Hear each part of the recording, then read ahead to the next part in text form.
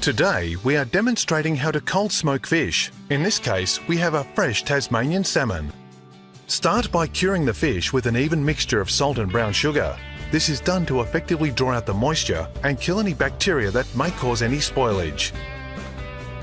Be sure to thoroughly cover both sides, then place in a sealed container and refrigerate for 12 hours.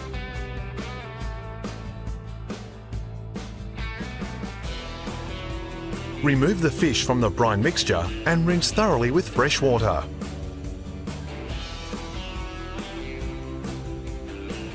Use paper towel to completely dry the salmon on both sides.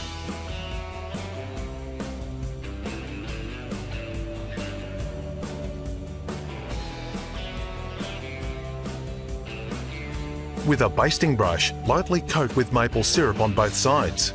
This will stop the curing process.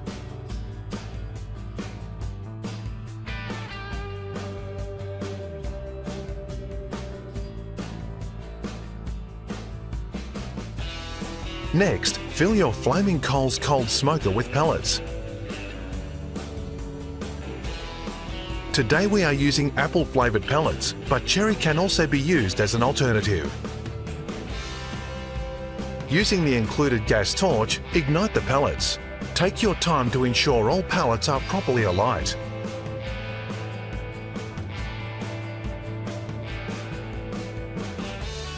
Place the smouldering smoking tray on the baffle plate inside your offset smoker.